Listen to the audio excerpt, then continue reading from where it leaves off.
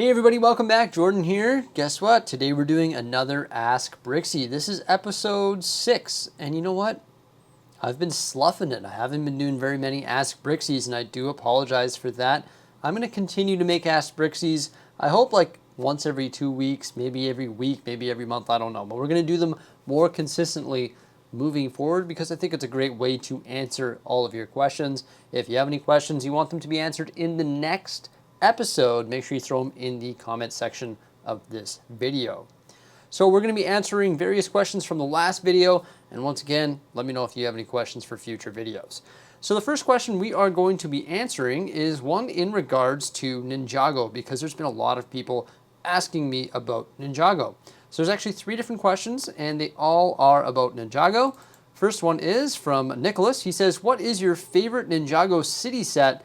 Mine is the gardens. The second one is from Tilak. He says, are you going to modularize other Ninjago sets and keep them in the Ninjago district? The third one is from Jay. He says, what are your opinions on Ninjago and do you think you will get into the theme?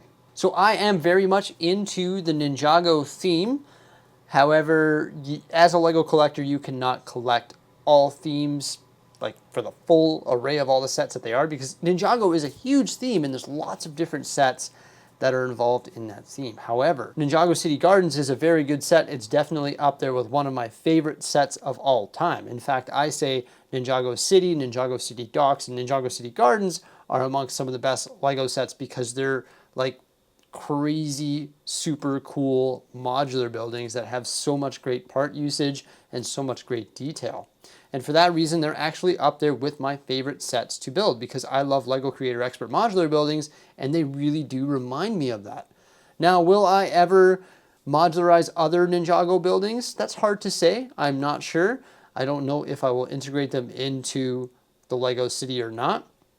Of the 3 that I have, that's Ninjago City Gardens, and also Ninjago City Docks, my favorite by a slight margin is Ninjago City. That's the one that started it all, and it is absolutely fantastic. Will I continue to get more Ninjago sets? Only if they sort of fit into that city realm. And will I modularize other ones to fit them into the Ninjago area? Possibly. Actually, now that I think about it, we also have the Temple of Air Jitsu or Spin Jitsu, one of the two. But that one there is actually really cool too, and it looks really good in a city setting. And we're going to not modularize it, but sort of work it into the surrounding areas. Also, we're going to be adding a new dock to that area there, and I have to increase the complexity of all the rocks around it because it's actually framed on a drop table. So that's definitely one of the projects on my list here to complete in the near future in the Lego room. So do I like Ninjago? Yes, I do. I think the sets are great. Will I modularize new buildings? Probably not, but I will do some landscaping, custom landscaping in that area to improve the look of the Ninjago buildings. And my favorite one is definitely Ninjago City. Very similar to Ninjago, there's actually a new theme that recently came into the Lego world in 2020, I believe it was, and that is Monkey Kid.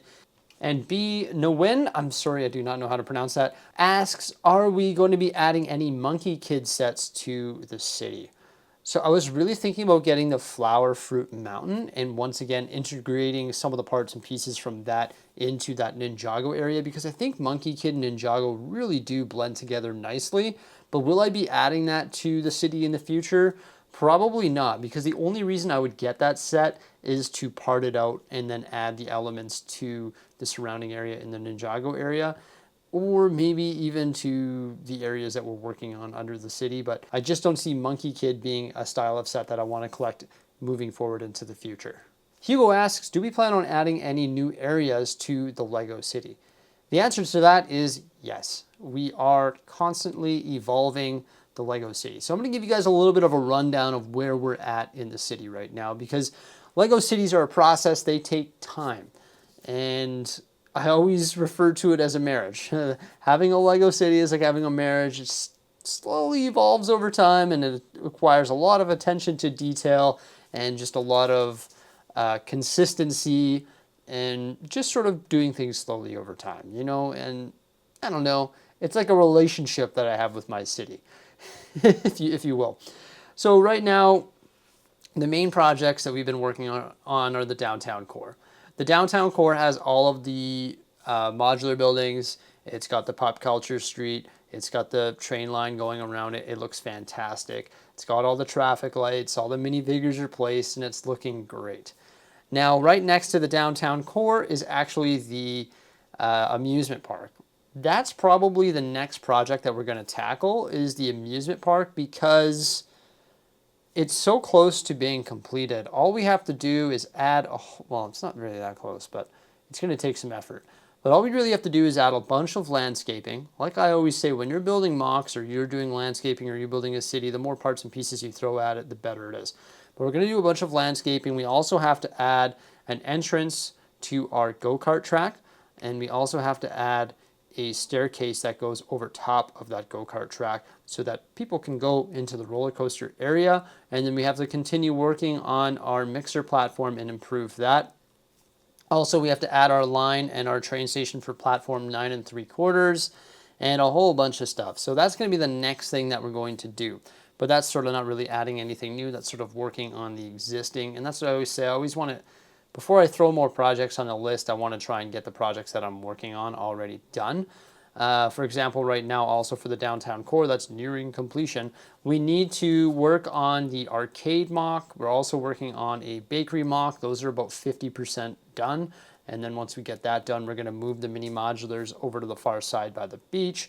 And then over there by the beach, there's also the zoo and the aquarium. We got to work on the zoo and the aquarium and also the farm. So we're working on that. And in addition to all of these great changes up top, we also have all of the great changes happening underneath as well. Recently, I built this giant king's castle. You can see the edge of it, I don't know, beside me here. And we have to build another castle in the surrounding area and the grounds for that and integrate that into the scenes underneath the Lego City. So that's another huge project that we're adding to the Lego City. So to answer your question, are we adding any new areas to the Lego City? Yes, the Lego City is always changing and evolving, and I stick by what I always say. I love Lego Cities for that reason, because you get so much value out of the Lego within it, because you're always changing it, you're always moving things around, and it feels like I forever am reaping the rewards of owning the Lego City sets. I guess since we're on the topic of Lego City, I may as well address a couple more questions about the Lego City. Brickstuds asks if we're ever going to build a skyscraper that reaches the ceiling. Boy, oh boy, would that ever be something amazing. My answer to that question right now is no. Don't really want to add that project to the list. The Avengers Tower itself is pretty tall. Same with the Office Tower, the SIG Tower, and also the Daily Bugle is getting up there too. I'm not going to say I'm going to add anything that's going to be as tall as the ceiling, because it's going to look out of place. Even if there was just one skyscraper, it would definitely look out of place. And I do like the way it looks right now with the modulars. I think modulars offer a lot of detail. However, I really like that new Daily Bugle set. It's great. But am I going to build one as tall as the ceiling? I don't think so. I think that's a little bit too far out there and too high up there. Keeping it on topic of the Lego City, DJ Bricks asks, for builders on a budget such as myself, do you think it is a good idea to start a small Lego City with the Lego Creator 3-in-1 sets like the Pet Shop and Cafe? My simple answer to that is yes, absolutely. You got to start somewhere, and those are great sets to start. I mean, lots of them offer nice facades with some great detail and some great building techniques that you can really learn from. And they also offer an open back for play, which isn't the best for Lego Cities. Neither is the Lego City sets, because they are most part, they have like open backs and they're not really complete. So it's hard to get a nice modular style building or modular style city out of that, but you have to start somewhere. And those definitely offer us a nice affordable place to start. Also, one thing that you're going to find, this is from me talking from my experience as a Lego City builder, you're going to find that one of the most hardest things when you're building a Lego City is having the base plates for the roads, because those are expensive. They're $10 each here in Canada. And also the base plates for building buildings on, and also the base plates for making parks and grass areas and stuff like that, and for oceans and all that. They all require blue or green or sand or road plates. Now, what I did when I first started collecting Lego and I wanted to have a Lego City is I cheated, and I actually took the road plates to Staples. And I got them to photocopy straights and curves and tees onto hard cardstock. And I used those as my road plates when I first started. And also, I use construction paper from the dollar store or felt as my green and my blue and stuff like that. And it's definitely a cost-effective way to fill in some of the space on your table. And I would recommend using paper or photocopies of road plates or felt until you have enough funds or resources to swap them all out slowly over time with authentic base plates. So not only do I recommend what you said in regards to using the small 3-in-1 sets, but I also recommend doing that to help fill in your Lego city efficiently. I really like this question here from Jason Martin. He says, what's your favorite type of coffee? I personally like Tim Hortons coffee. I always have Tim Hortons coffee on hand.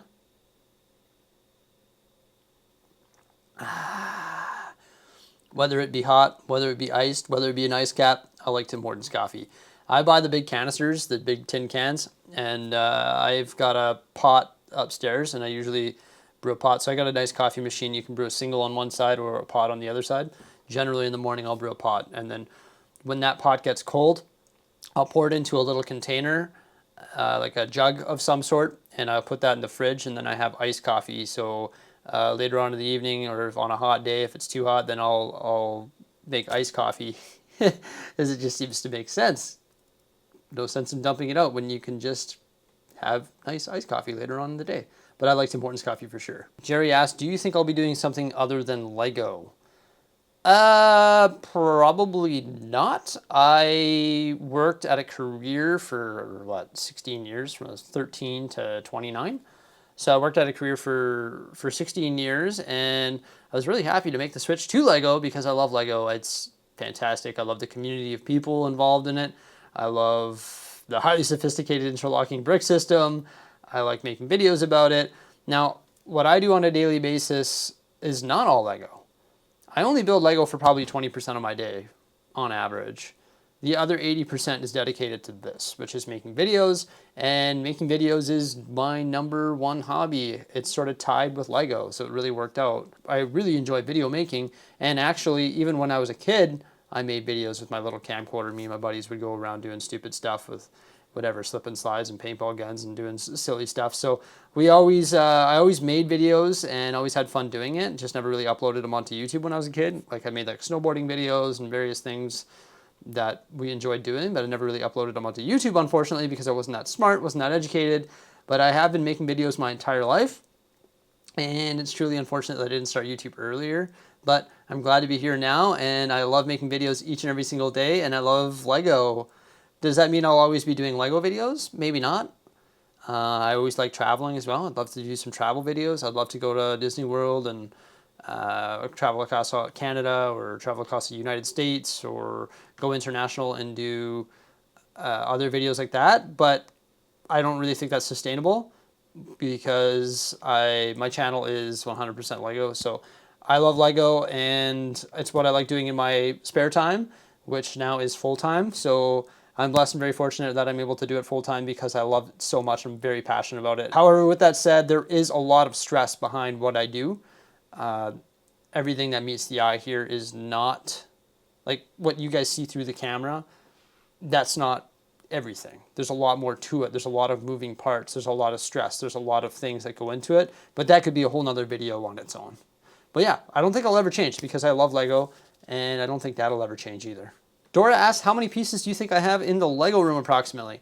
Well, according to brickset.com, all of the Lego sets that I have logged on there, I guess, there's 545,506 pieces in the sets that I currently have built and on display in the Lego room. So about 500,000 pieces roughly. But then there's also all the bricks and pieces in these bins behind me here, and all the bricks and pieces that I bought from the Pick a Brick Wall and from Bulk Collections Online and from Kijiji, that's like local classifieds, and all the stuff I had from when I was a kid, and all the stuff that I forgot to log on Brickset, and all sorts of stuff like that. So I'm gonna guess it's probably closer to 800,000 to about 1,000,000 pieces in this Lego room right now, I would guess. That also doesn't include all the stuff that I bought for investments. So yeah, there's probably approaching 1,000,000 pieces in this room for sure. Stormtrooper Bricks asks, am I thinking about joining LAN? This is obviously an old question because I am part of land now. And it's been going good. It's smooth. I like it. It's a fun process. I love having access to information early and sometimes having access to sets early. My land process, it was a bit strange. I applied in August or September of 2020, and I didn't hear back until April of 2021. It was as if it fell on deaf ears, but now I'm part of land. They reached out to me randomly. I'm guessing it's because they only look at their applications once a year or something like that. I'm guessing that's how it works. But then once you're in, you're sort of in. You just got to abide by the rules, and there's not very many rules to tell you the truth. Just don't leak stuff and fill in your reports, and then you're good to go. It's really not much maintenance to be in line, to tell you the truth. It's very easy. You didn't have to sign any contracts. Everything is perfect. Everything is awesome. Love it. And then finally, Krill asked, do you plan on integrating lights into the Lego City? So, like I was talking about earlier, the Lego City is always changing and evolving, and there are lots of things going on with it, and there's lots of different projects moving at all times. The only time I would ever consider adding lights to the Lego in this room is if I had absolutely no projects to do and everything was done and I was bored. So in other words, no, I will never do that because the Lego City will always be changing and evolving, and I just cannot wrap my head around adding lights to it. I'm not an electrician. I don't know how to do that stuff, nor do I want to open that can of worms. It's way too much work and way too much knowledge to know how to do all that stuff. That is the final question here on Ask Bricksie, episode number 6. Once again, if you have any questions for me, throw them in the comment section below, and I will do my best to answer them in the next episode of Ask Bricksie, which will hopefully be happening maybe once every week or 2 weeks or a month. I don't know. I sort of want to get a schedule behind it, and I plan on doing it because I have a lot of fun answering your questions here on the YouTube channel. So guys, remember to like, subscribe, and stay tuned for some more great stuff coming out in the near future. Thanks a lot. Peace out.